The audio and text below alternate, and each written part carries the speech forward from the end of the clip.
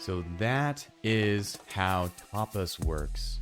You're either committing to a tapas that is rooted in ignorance, that leads you to a version of yourself that you resent and you regret because you were ignorant of the decisions that you were making and how it would lead to that, or you're aware of the commitments and you're aware of the tapas, you're aware of the decisions that you're making to make the changes to lead to this way better version of yourself. The Yoga Connection with Zorananda is a deep dive into the world of yoga, exploring the rich history of tradition, methodology, and practices both ancient and modern. Follow along as yoga is explored through solo episodes to guest interviews to understand its vast reach around the world.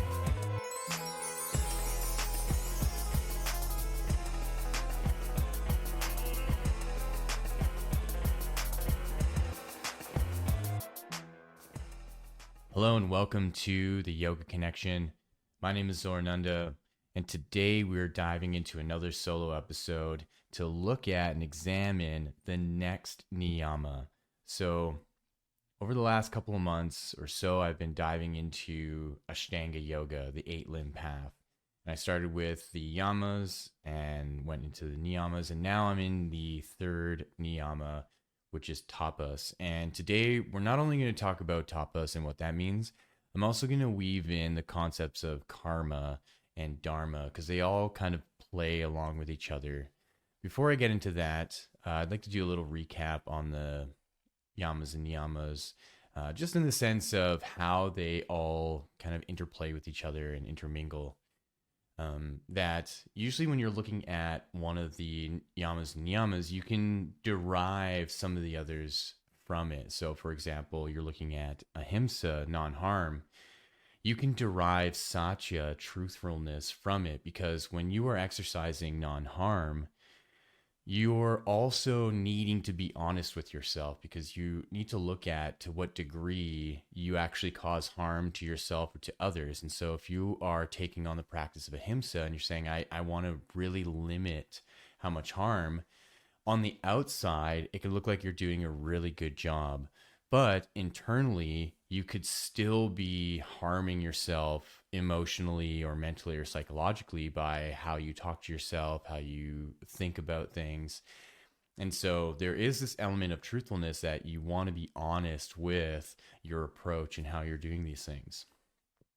So if we were to look at tapas, the next niyama. So tapas simply means the burning of karma.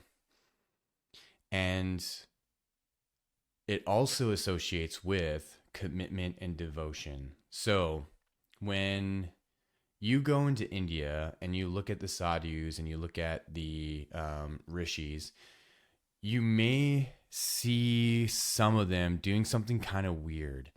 For example, you might see one of them raise their arm up and they don't lower their arm. And they've kept their arm raised for years to the point where the arm actually dries out and it's now a dead limb, but it almost mummifies or like petrifies. And now it's just super skinny, just dried, hard skin and bone. All the muscles deteriorated, all the blood vessels are capped. And the point of doing something like that is to set a tapas and to set a commitment.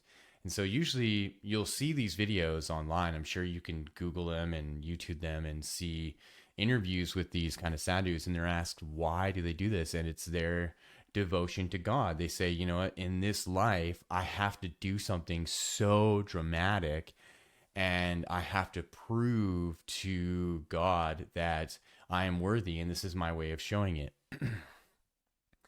And in the vein of burning karma, that there's something that they're aware of in the kind of like grand scheme of their life and the grand scheme of their existence, that there's something that they did in a previous life that they are kind of loosely aware of, or that they believe that they've done some wrong things. And so in this life, they have to make up for it. And the way that they make up for it is by committing themselves, by raising their arm and having it completely dead. And that's just how they live now. And they don't do anything else. They literally just sit on the side of the road, and they receive blessings, they receive food, they receive whatever just to get them along through the day. But they don't operate like they normally would, like a normal person would in the day, like go out and work, have a job. And so this idea of tapas can go from something quite simple to something very extreme. For example, there's some who prop themselves up to never sit. They never sit, they never lay down, they sleep standing up. And so if we were to go now on like the simple side, right? We commit ourselves to things all the time. We, on a daily basis, will say something to ourselves along the lines of, oh, I'm going to go on a diet. I'm going to stop smoking. I'm going to exercise more. I'm going to spend less money. I'm going to do this. I'm going to do this. So on a daily basis, we're examining our life and we're looking at and doing an audit of the things that we're doing that we just really shouldn't be doing. And let's take spending money for an example, because I think that's like the most common thing that as a Westerner and as Westerners, we just can't help but kind of live frivolously. We have a lot of freedom. We don't have that much controversy. We live in an open society. And so with the opportunity of working and making money, and you live in your own place and you have your own car, you can go and do your own things, that spending money becomes an easy thing to just not really consider. And so on a daily basis, you might be going out for lunch, you might be buying this little thing at a store, new clothes, whatever it is. And say each pay period, suddenly you look at your bank account and you're like, oh my God, I'm like struggling this month. Where did all my money go? And you're like, all I have money for right now is to pay my bills. And that's pretty much it. I have very little money for grocery money. What happened? And then you look back at your finances and your records and you say, oh, I spent money here. I went out to dinner like 3 times this month. I bought lunch at work several times. And suddenly you start to see that you need to change something and you need to be accountable for your actions. So you say to yourself, I'm going to be mindful of my money. From now on, from this day forward, I'm not going to spend money on frivolous things. I'm going to save my money and I'm going to make sure I'm on top of things. That's a tapas. As soon as you set that in, you're telling yourself, I need to do this. And this is where the burning of karma comes in, because as soon as you set that tapas, it's like a seed. Now it's starting to grow, but it's growing through tendencies and patterns that have been set for years. So imagine you are a gardener and you're planting seeds, but underneath the soil, without you knowing, there's these massive roots all over the place. And you just plant the seed and you cover it and you go. And you're just hoping, okay, I'll just water it a little bit here and there. It's got sunlight. The seed will grow. But what you're not aware of is that there's all these roots from other trees around that are huge, that are taking up all the nutrients, that are taking up all the water. So that little seed is struggling to grow. It's doing its best. Maybe it's starting to germinate. Maybe it's starting to grow a little bit, but it's fighting against a huge network. So when we plant the seed of an idea to change something in our lives and we set that tapas, we have to make sure that we're planting it in a place where it's not going to be perturbed by anything else. And so before you even set a tapas, you have to cleanse things out. So you have to look at what kind of beliefs and what kind of behaviors and what part of your personality is sabotaging you. So if you recognize, okay, I spend money, right? What am I spending money on? I'm spending money on food.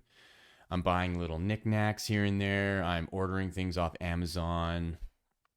I'm buying clothes. Okay, why am I doing these things? So you can start to see that you're doing a little pruning. Maybe you're not ripping out the roots, but you're starting to prune things here and there. You're saying, okay, well, I don't need to really order things off Amazon anymore. I don't really need those things. It's just kind of on a whim. So maybe I'll start there. I'll just, for this week, I'll make sure that I'm not ordering anything on Amazon. A week goes by, you do pretty good. You haven't ordered anything. You notice you have a bit of extra money. You're like, okay. The next time you're like, hey, I eat out a lot. Why am I eating out a lot? I go grocery shopping. Why am I not just making my lunch beforehand, like the night before? Like what is happening where I don't allow myself to make my lunch?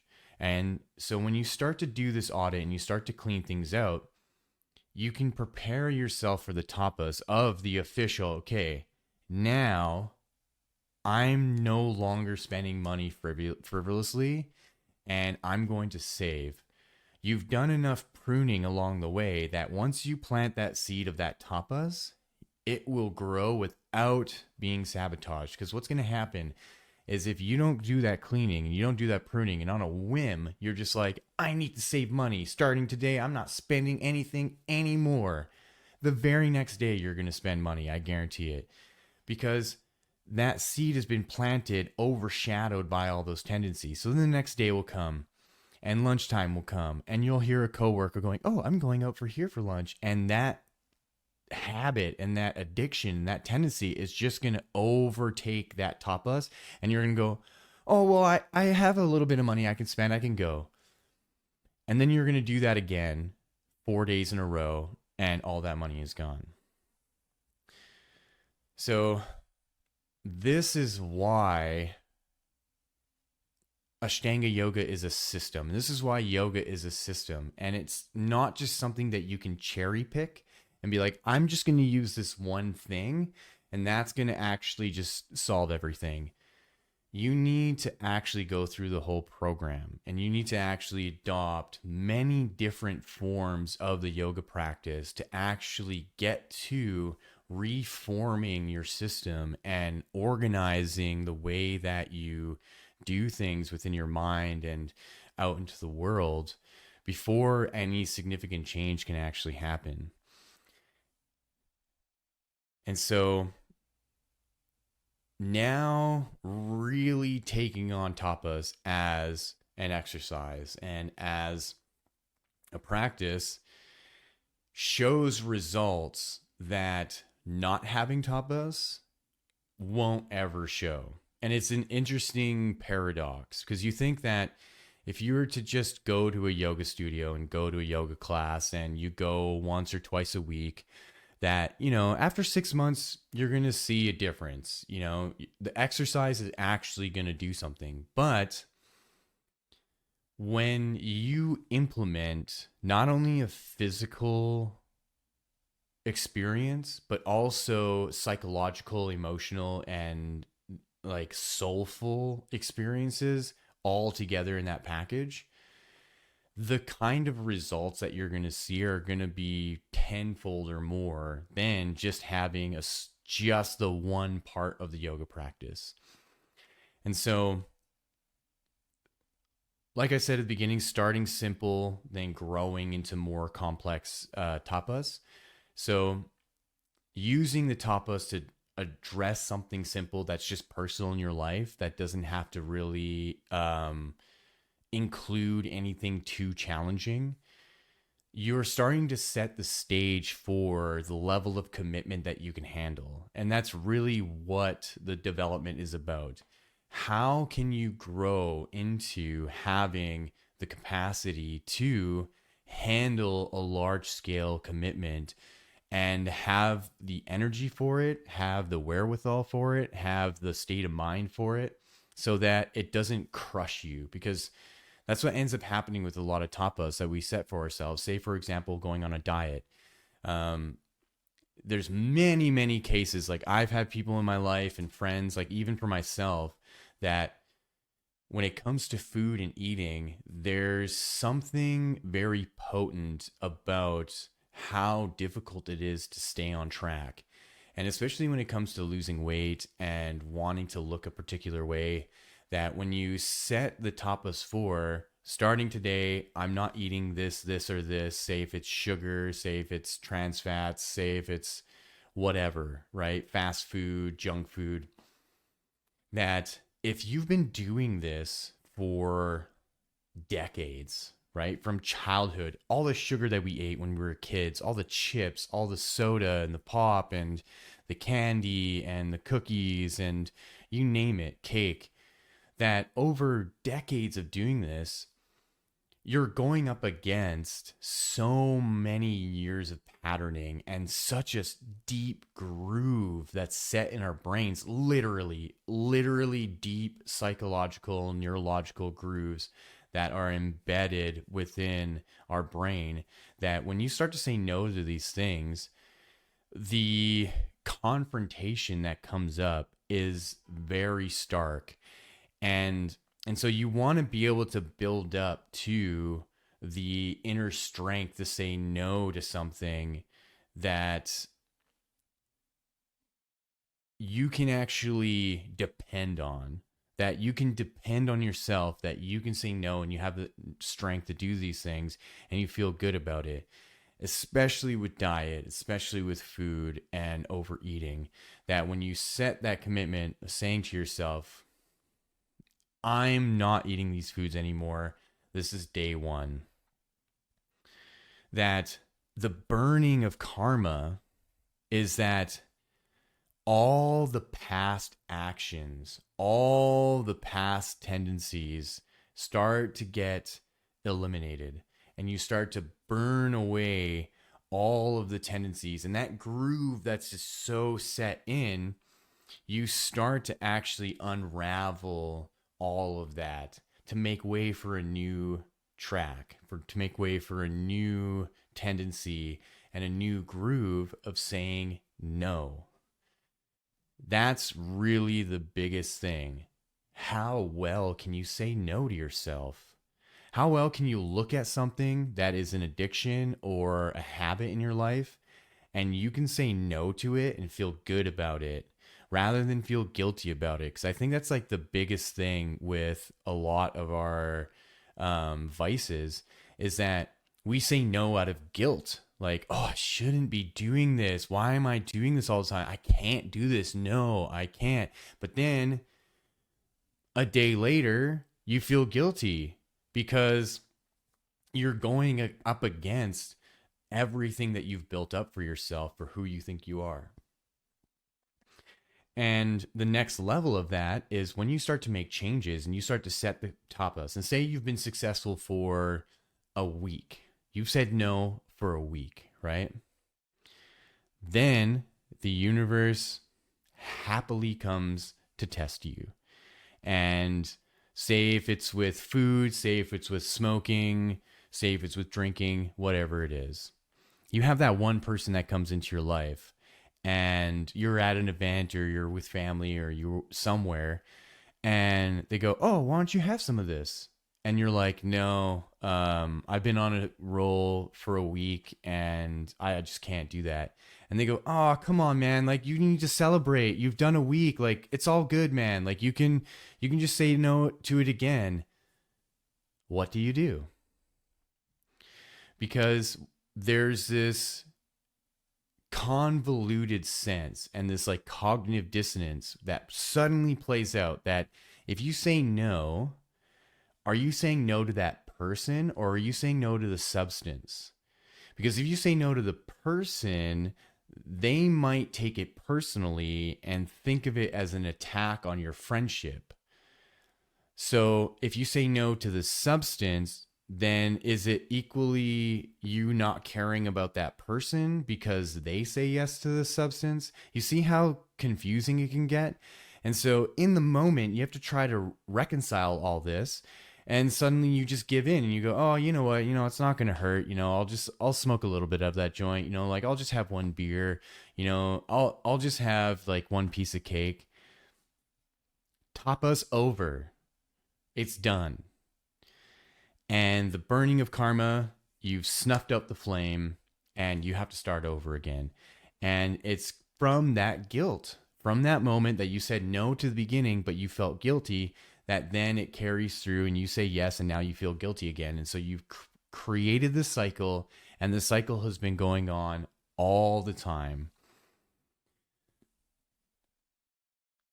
And so in that moment where you've set this tapas, that you've set this commitment, and it's been strong for you for that week. You've said no to yourself. So before the person came in, you got comfortable with saying no to yourself, and you didn't take it personally, and you felt good about it. So the voice in your head that normally would have been like, oh, come on, just like do it, is now saying, good job. Actually, I feel great. It feels good not drinking for a week. I don't feel so inflamed. Like, I don't feel inflammation. I feel good waking up not hungover, or like I haven't smoked for a week and my lungs feel better and my throat feels better. I haven't eaten sugar for a week and I don't feel like crashing during the day. So you have already started setting yourself up to feel good, but then you were confronted with that next level of like, can you say this no to someone outside of yourself and still feel good and not care about how they feel, not care about how they think? It doesn't matter what they think and feel, because if you're going to still care about how they think and feel, they're going to always bring you back. It's going to be that one friend that you hang out with, and no matter how many times you tell them, I don't smoke, I don't smoke, I don't smoke, you can tell them right to their face. They can be looking you right in the eye and you can say, I don't smoke. But the next time you hang out with them, what are they going to do? They're going to pass the joint to you. They're going to say, hey, do you want to smoke a joint? Do you want to, like, I'm going to go smoke. Do you want to, they'll do everything they can to get you off the track because they can't do it. And so then you have to make a choice. Do I continue even hanging out with that person? And obviously that's a next level of confrontation, because now if that's a good friend of yours that you've had in your life for years and you've made this change and they haven't, but you still like hanging out with them, but they can't ever drill it in their head that you don't participate in that anymore, you have to make a choice that, okay, there are certain people I just want in my life. I want the ones that look at the choices that I make in a healthy way and they celebrate them. The ones that don't celebrate those things, and they'll do everything that they can to kind of ignorantly be, oh yeah, I forgot, man. Oh, sorry. They want you to slip up. They want you to break that tapas. They want you to set a new tapas of self-sabotage. And so these ideas and these ways of tapas can be very sneaky, because you can be setting a tapas that isn't really in the mind full awareness, I'm doing this.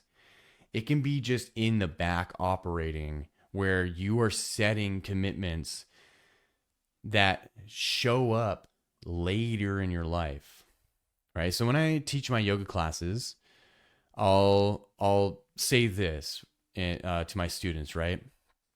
That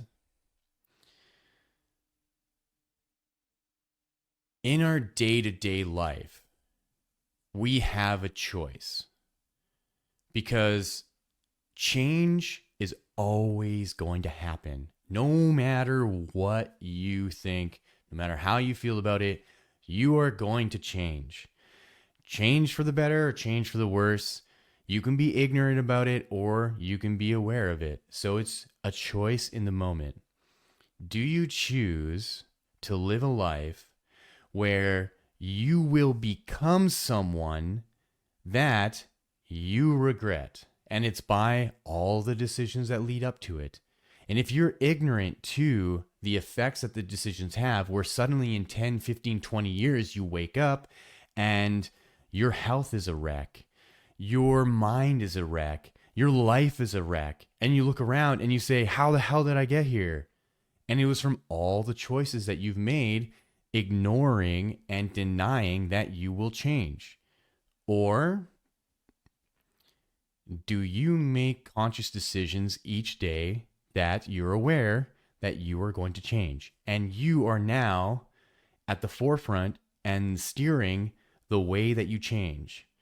And so you take on little practices like having a yoga practice, having an exercise regimen, being mindful of your diet, being mindful of the substances that you take in, and deciding that you're not going to drink, you're not going to smoke, and being mindful of your choices of how you grow in the work that you do, in the school that you do, in the passions that you have. So each day you're making these little changes so that in 10 to 15 years or 20 years, you become someone that you prepared for. So that when you look back, you go, oh, this is the path that I took, and these are the decisions that I make to get to this person that I just became. So that is how tapas works. You're either committing to a tapas that is rooted in ignorance, that leads you to a version of yourself that you resent and you regret because you were ignorant of the decisions that you were making and how it would lead to that, or you're aware of the commitments and you're aware of the tapas, you're aware of the decisions that you're making to make the changes to lead to this way better version of yourself, one that you can be proud of, one that you can look back in your life and you're like, look at all the things that I've done. Yeah, I've made mistakes, but those mistakes were a part of the journey of developing myself to who I'm becoming. And so this is what gets into karma and dharma. So karma just simply means action. Karma is the action of your life. And dharma is the purpose of your life. So karma and dharma are two paths that are parallel with each other, where dharma is your life path that is inevitable. And it's you who you are as this human being. You cannot suddenly change from being this human being that you are to a whole other human being just because you don't like the way that your life is going. You can't exit out of your skin and be like, you know what, I'm going to be a totally other human and I'm going to become this human instead.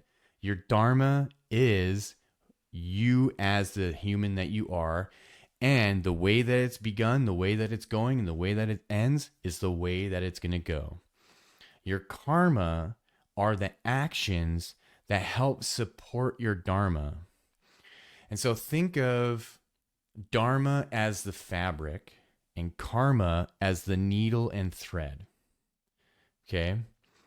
And through the dharma of your life, you are threading with a needle along the way to make the fabric into something. And so the thread are your decisions.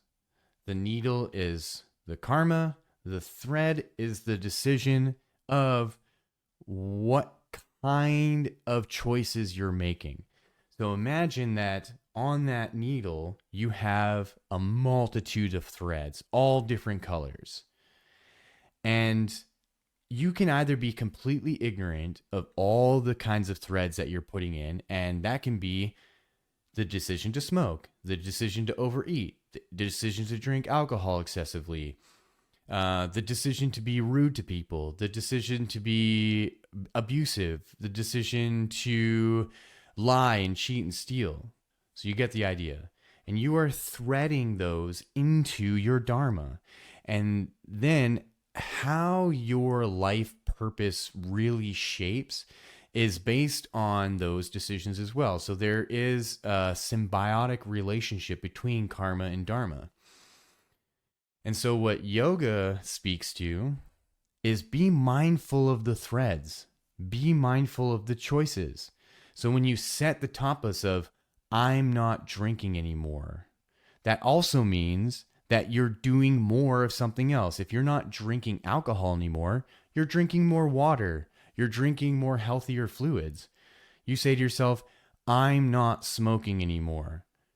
So then you're doing more breath work. You're breathing in deeper and being mindful. You're going on walks. You're going on runs. You're taking in more fresh oxygen into your body. I'm not overeating anymore. I'm not eating sugary things and processed foods. So then you're eating healthier foods. You're eating more natural foods. You're eating cleaner meat. You're eating non-GMO organic fruits and vegetables. You're being mindful of the opposite. It's not just about, I'm not doing this thing anymore. It's, I'm not doing this and I'm doing this instead. So it's a shift from one to the other, so that on your needle and all the threads, you start to shape your dharma and you start to build yourself to then have a capacity for your life purpose. So then you build this life where then your dharma starts to unfold and your dharma starts to grow and your dharma starts to show you how great your life can be. And either you're ignorant of all this and you're threading in negativity and poison and corruption, your dharma will reflect that. But if you're threading in with awareness and joy and abundance and empathy and compassion, your dharma will reflect that. And so that decision to take on a tapas is influencing so much more than you would consider. And in the beginning, you don't know, because the decision to take on a tapas is initially selfish, right? I want to stop smoking. I want to stop drinking alcohol. I want to eat less food. I want to spend less money. It's all about that. I want this. I want that. And that's okay. That's actually good. You want to start with that because you want to build your inner strength. You want to be able to say to yourself, I'm not smoking for a month. And to say no every day. And to say to yourself, I'm not smoking, I'm not smoking, I'm not smoking for the whole month, so you can look back and you can feel good and you can say to yourself, I did it. Now what's next? So with tapas, you'll kind of run the gamut. You'll run the gambit of all the things that you can do that is selfish. Then it'll flip and your tapas will start to include other people.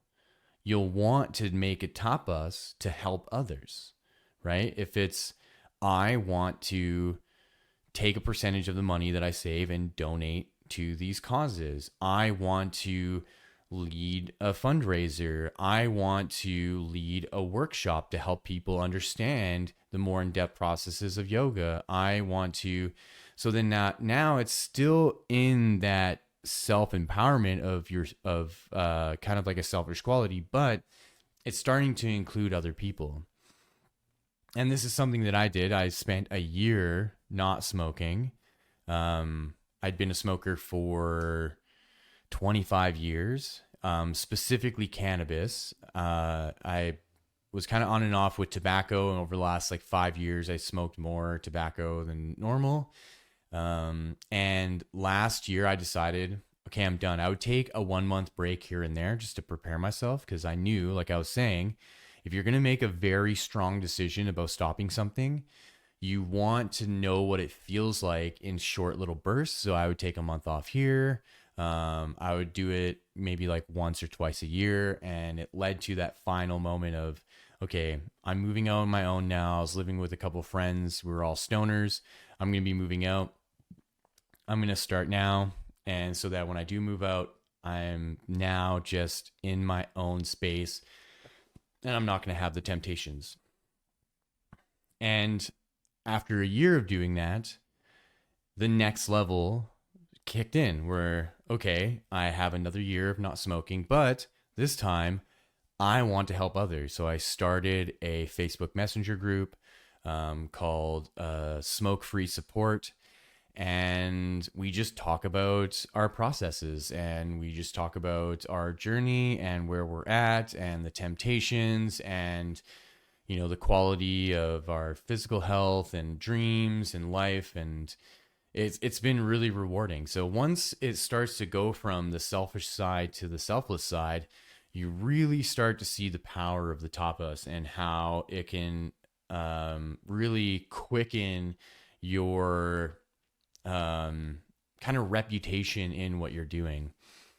So the idea of tapas can go fairly deep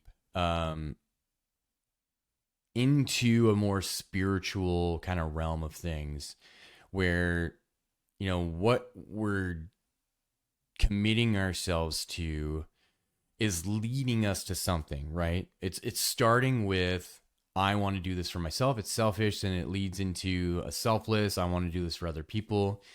And ultimately, it's meant to lead to a direct interface with divinity. It's meant to bring about some kind of personal religious experience or spiritual experience, a interface with divinity and enlightenment. Like I said at the beginning in the example, like these sadhus and these rishis that hold their arm up for the rest of their life, and they're like, why are you doing this? It's like, oh, this is for God. So that's the extreme side of the things, where we're looking at the simple things of, it's for myself. We're kind of going into a little bit more complex for other people, and then into the extreme of, this is what I'm willing to do to prove myself to a greater being. And I'm not recommending doing that. That's really, you really have to be in a place, in a state of mind where you're supported. I mean, in the Western world, you talk to your family about this, they'll think you're fucking crazy. And so what is something that we could do that seems a little bit more extreme, but is that push into contacting something divine, or contacting something that is in the realm of enlightenment. And that can be taking on a tapas of meditation, where you start to look at the reason really behind your existence as not just for the physical material things. And that's where we are hyper focused, because we are in this body, because we are just so involved with the physical world, and we really don't know anything else. Just like I was saying at the beginning, it's not like you can just decide that you don't want to be in this body anymore, that you want to be in another body. That's physically not possible. We are fully integrated into the body we're born into. And so the tapas of, I want to contact and get in touch with something deeper than myself, is the way we can actually start to move away from the attachment of the body. And so creating a tapas of meditation is creating a tapas of involving ourselves with something greater than what we could ever do in our physical life. And it creates this new kind of cognitive dissonance, because if we haven't had our greatest desires fulfilled, the idea of letting all that go and moving towards something beyond anything we ever could imagine is really difficult. Because we, especially if you're like me and most people in this world, majority of the people, if you're not born into some massively wealthy family where you have a 7-figure trust fund and you're just a normal person working at a job, to be able to let go of the fulfillment of large dreams is almost counterintuitive to why you think you're here. Because we all have big dreams. We all think that we're capable of doing something fairly fantastic. If it's just in our work or in our hobbies, whatever it is, we think to ourselves regularly, why not me? Why can't I work towards becoming very successful and very wealthy? And so to be able to let go of those dreams and to let go of those passions and to suddenly go, you know what? My tapas isn't about being wealthy beyond measure. My tapas is to go so deep inside of myself that I lose any contact with any desires and anything about my physical life so that I can witness a deeper realm of divinity that I believe is within me.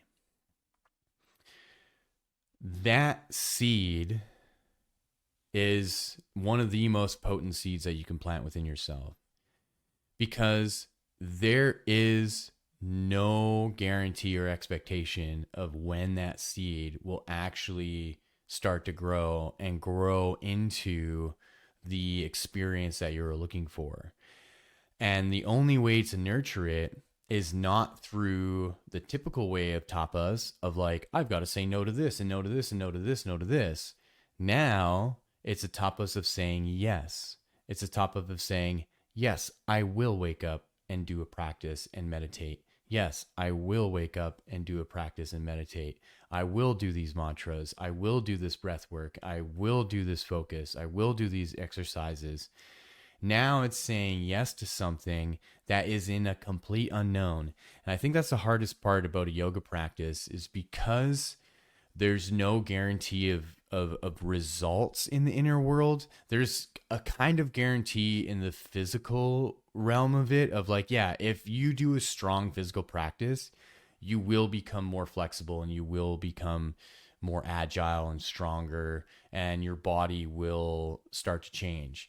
But when it comes to the inner world, there is a complete unknown, and that in itself is a paradox. And that's why your meditation is going to be vastly different each time you go. And, you know, even my teacher, who is this Himalayan yoga master, he'll even say, yeah, there's months where I do my meditation and nothing happens. And that's the point. The point is to be able to witness the nothingness that's occurring, quote unquote, and to then stick to the yes, I am doing this regularly. And the difficult thing is, when you live in the Western world and you have responsibilities, it's not easy to wake up at 5 a.m. every morning and do a practice and commit to yourself to that. If you have kids, if you have a business, if there's going to be unforeseen things that come up, and it's going to challenge that. And my philosophy in that is, it's okay to not do these things every day. It's okay to take on the responsibilities, because I think your yoga practice is going to stream into your different experiences and your different responsibilities, because there are so many different forms of yoga. Yoga just isn't just sitting on your mat and meditating. There's karma yoga, there's bhakti yoga, there's jnana yoga, there's hatha yoga, there's kundalini, there's tantra. And so the ones that are reserved for the physical practice aren't the be all end all. So you can go into, say, karma yoga, and it's the yoga of action. It's the yoga of doing. And, you know, for example, that's what my life was like after the pandemic. I had really no interest in doing the physical practice. There was just some kind of block where I was just jaded. I was jaded with studios. I was jaded with the community, and I felt out of touch.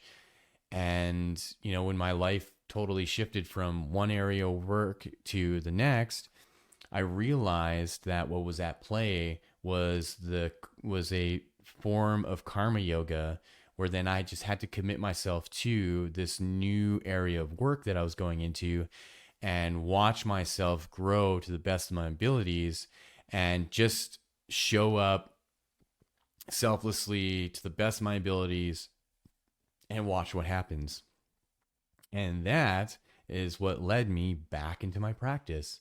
Still having some access to yoga and still thinking about it and still considering it like this and being like, oh, yeah, my shift from this area of work to this area of work is a form of karma yoga, and I'm going to show up to it.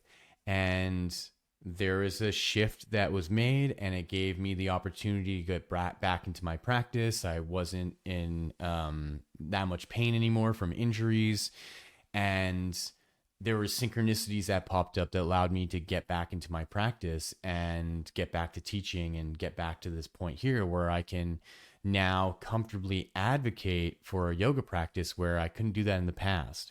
Where in the past, because of injuries and because of addictions and smoking weed and drinking regularly, I just didn't feel like it was really authentic for me to go to a yoga studio and teach people this healthy way of living, and then go back home and I'm smoking weed and I'm drinking with my roommates and I'm barely practicing. Like it was too of a contradiction to then tell people, oh, this is how you should live, when I'm not doing it.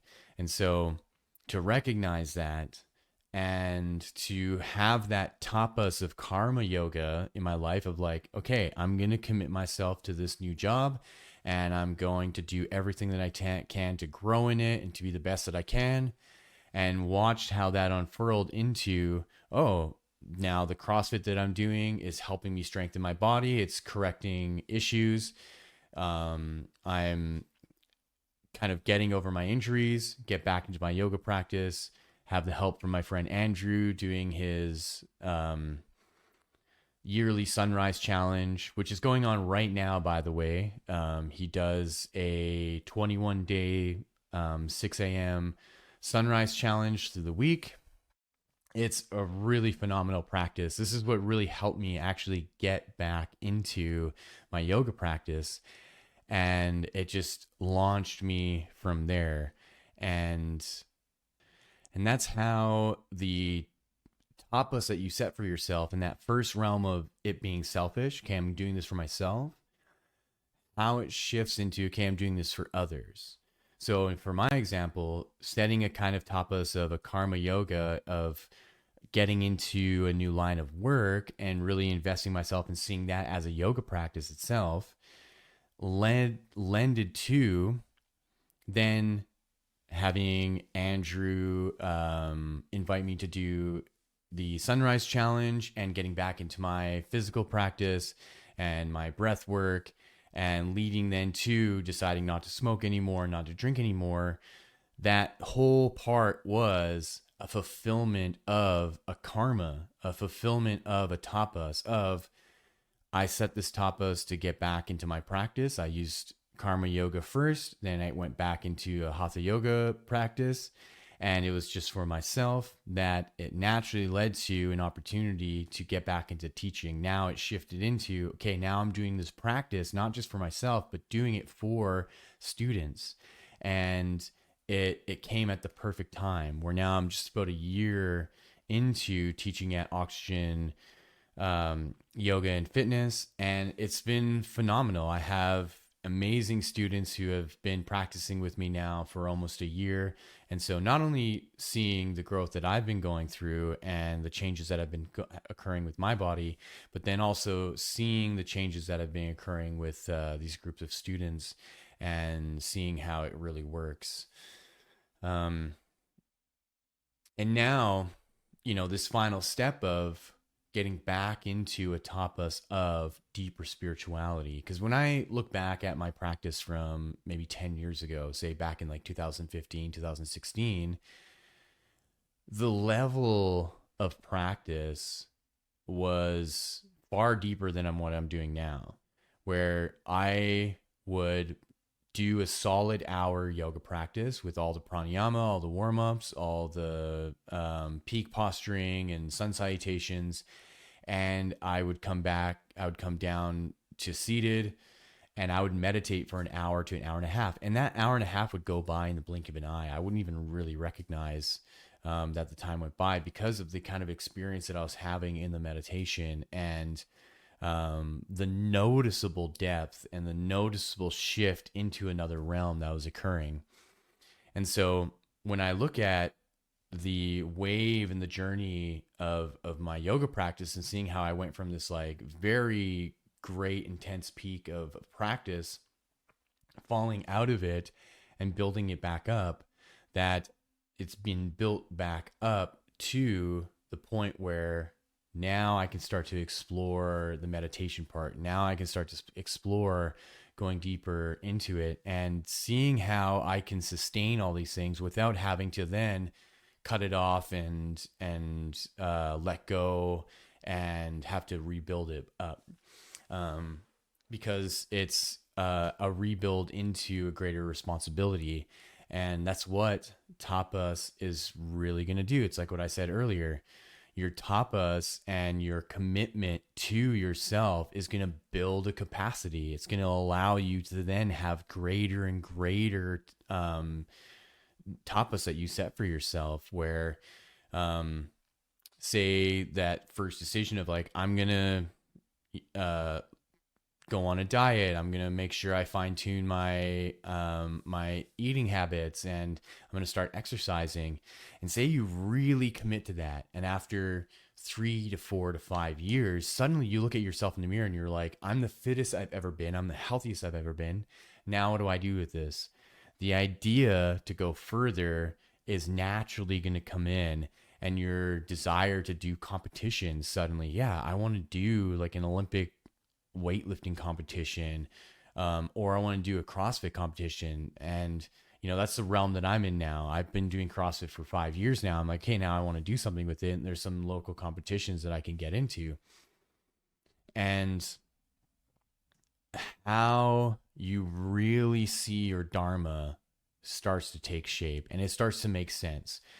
Now there isn't this like black cloud in your mind, or this veil that is preventing you from seeing the way that your life is going, the way that your dharma is playing out. It starts to make sense. Oh yeah, who I am as a person right now, the job that I have, the hobbies that I have, the people that I have in my life. This is life. And you no longer have to think about needing to change things. You don't have to think about that, oh, I'm here in my life, and now and I don't want to be here, and I want to be over here instead. That gets eliminated, and you are now in the responsibility of your life, and you're like, how do I stay in this and grow? How do I make things abundant and flourish in each thing that I'm doing? So an example in my life, I have my work at the spindle factory. I have my work as a musician. I have my work as a yoga teacher. I have my work as a podcaster. So instead of thinking, oh, I have this 9-to-5 job, how do I not have this 9-to-5 job so I can do this yoga and music and podcasting full time? All of it is my life. And so I look at, how do I continue to grow in the spindle factory and leveling up that? Now, how do I level up my yoga? How do I level up? And so that all of them rise up together. So I'm not trying to squash one so that the others rise up, because that's what we kind of think about when we look at just having a job. Like, oh, I'm getting paid whatever, $20 an hour at this random place, and it's taking up all my time, and I don't have time for this, and I really love making music, and I want to have time making music. So we feel like that job is way up here in responsibility and time, and then everything else is down here, right? And we think that, oh, well, I need to get rid of this and make this go higher. And that's not how it should work. You should look at the job that you have as an opportunity for skill building. So if you work in an office or wherever you work, that you look at the interactions that you're having with the people around you, that you are learning a kind of skill from being there. So you have to identify the skills. So in my job, I'm dealing with builders, home builders, and clients that are wanting a variety of projects, from small projects to very large projects. And so I'm learning the skill of scheduling. I'm learning the skill of communicating with clients and builders and emailing and making sure I'm on top of those things, so that when I show up at my desk, I'm looking at my calendar and I'm going, okay, here are my responsibilities. Here are the quotes that I have to do. Here are the measures that I have to do. Here are the emails that I have to send. Here are the installs that I have to do. And I map it all out, so that when I'm really good at that there, when I look at the other things, when I look at my podcasting, my yoga, and my music, I go, okay, I can take the skills that I'm learning in this job and I can apply it to my other things. So instead of thinking that, oh, I need to just endure this workplace and just get through it so I can go home and do these other things, be fully in that moment. So from whatever 9 to 5, you're fully in that, and take in as many opportunities to learn from that as possible, so that when that's over, it's over. You go home and you go, okay, now I have some music to make. Now I have some recording to do. Now I have some videos to make. How much time do I have to do that? And so when you look at your week, you can really allocate all the time. And so that when you start to weave in these yoga philosophies, you start to look at, okay, now I'm going to set a tapas for when I do these things. So my tapas for my work schedule and my work week is I'm making sure that I'm getting there on time and I'm leaving on time. And in that time period, I'm making sure that I'm getting as much work as I can done. I'm on top of everything. I'm on top of the communication. I'm on top of whatever quotes that I'm doing. And so that when that's done, you feel satisfied and you feel good. And you say, okay, now when it comes to my music, I have a new song that I'm recording. So I set the schedule with my producer that we record on this day, we record on that day.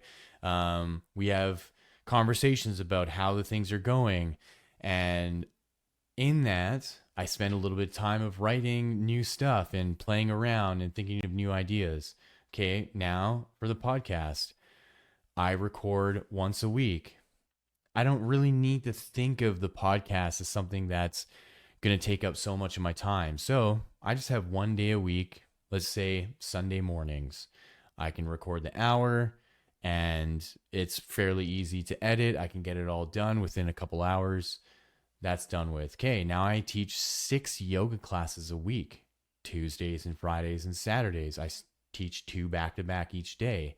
So when the time comes, I make sure that I'm arriving 15 minutes early. I'm setting up the room. I'm being prepared.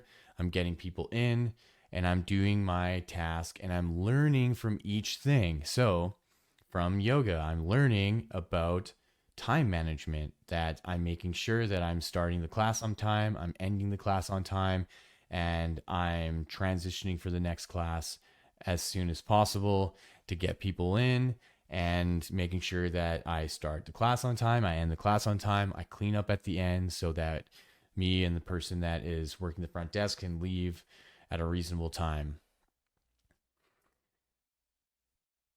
And so essentially, this is character development. You are building a new character. Think of life as a video game. Think of this as a game. And instead of being stuck on the same level and looping that same level over and over and over and over and over again and thinking to yourself, why isn't things changing? Why is it still the same?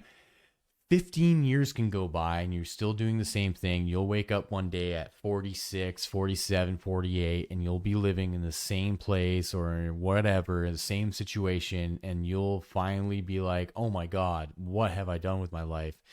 And is that still going to change things? Probably not.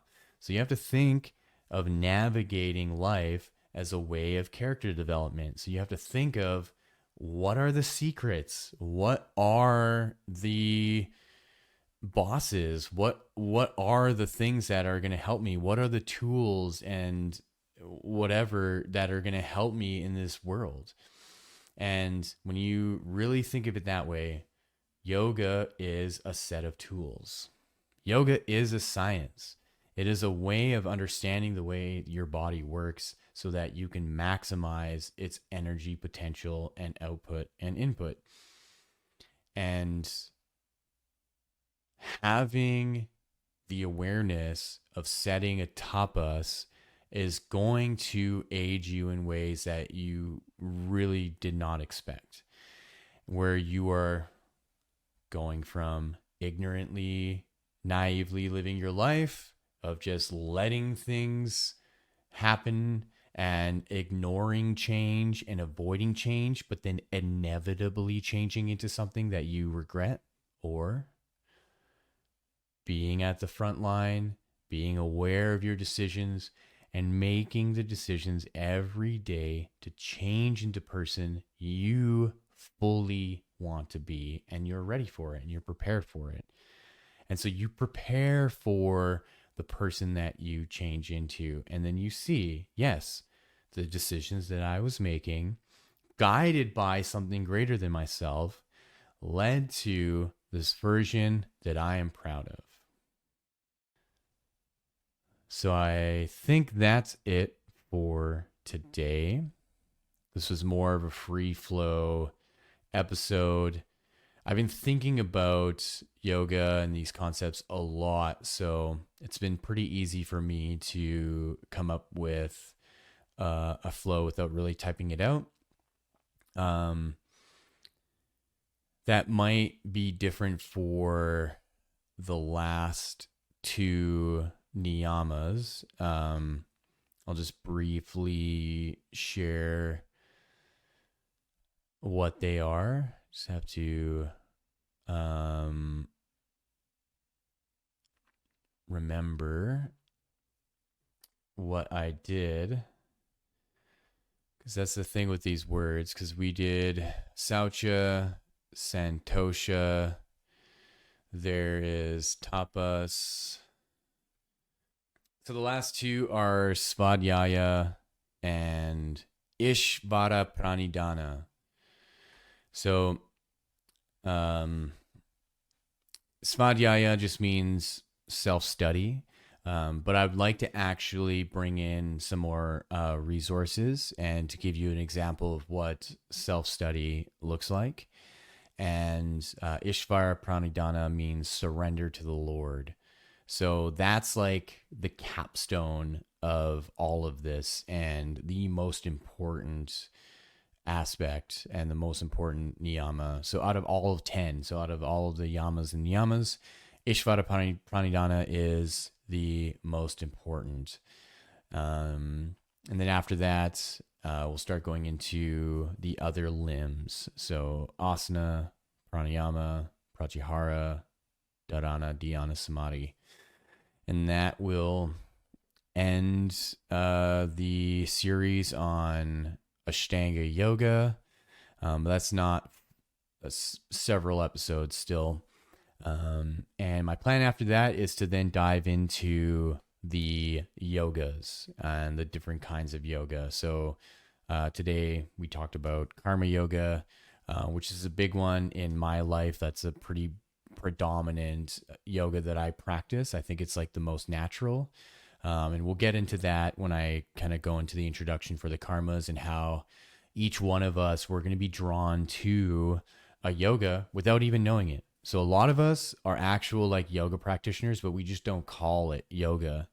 We just have another sense for it. So it really goes to show how prevalent and pervasive yoga is in the world. Just generally, that there is a kind of consciousness, there is a kind of programming embedded in humanity to exercise some kind of yoga, even if they're really aware of it or not. So I think that's the end for today. Check all the links in my description for my music, my website, my social media. Give me a follow. I've been noticing that I've been getting more listeners, which is great. So if you can also transfer that to giving me a follow on Spotify for my music and this podcast and my Instagram, my social media, that would be great. If you do have any questions for me, please feel free to ask me anything you like. You can reach out to me on my website, zorananda.com. There is a contact submission page. You can message me directly on Instagram as well. I check my messages pretty frequently just in case that there is someone that is reaching out. So if there's anything that comes up that you're curious about and anything that I've spoken about, feel free to ask me questions and I'll do my best to answer them quickly. So thank you again for listening. Have a wonderful rest of your day. Enjoy.